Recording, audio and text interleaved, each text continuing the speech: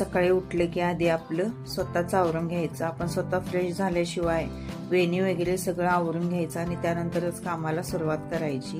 कारण की आपण स्वतः व्यवस्थित फ्रेश झाले की आपल्याला कामाला सुद्धा उत्साह येतो. मी सुद्धा हीच ट्रिक वापरते.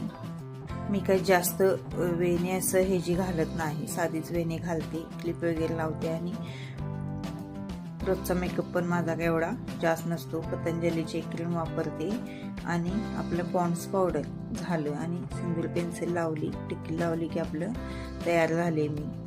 कारण पहिल्यापासून साधं राहणीमान असल्यामुळे मला काय मेकअप वगैरे करायला आवडत पण नाही आणि तेवढं त्यात म्हणजे इंटरेस्ट पण नाही. त्यामुळे मी काय जास्त मेकअप करत नाही.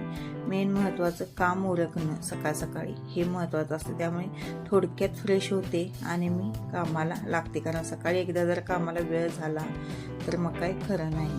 आणि त्यानंतर कांदा बटाटूची गाडी आलेली. बटाटे आता 100 रुपयाला 4 किलो मिळत आहेत.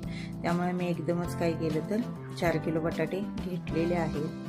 आता थोडे दिवस स्वस्त होणार कारण परत उन्हाळा चालू झाला की चिप्स वगैरे करायला, सांडगे करायला बटाटे लागतात आणि परत ते महाग होणार.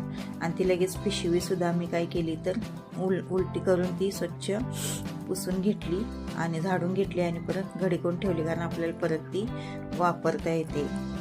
त्यानंतर घरातली इतर कामे. सगळ्यात मेन महत्त्वाचं सकाळचा झाडू कानाकोपऱ्यातनं मारायचा. भिंतीवरनं सुद्धा झाडू खालनं मारायचा. जेणेकरून काय होतं तर भिंतीवर जी धूळ साचलेली असते ती सुद्धा निघून जाते. सकाळचा झाडू तेवढा कानाकोपऱ्यातनं डीपमध्ये मारायचा. नंतरचा झाडू मग तुम्ही दिवसभरात तुम्ही वरचेवर घेतला तरी चालतं. मग सकाळचा झाडू व्यवस्थित अगदी स्वच्छ करायचं. घरातली किती पण कामे करा पण घरातली कामे अजिबात दिसून येत नाहीत.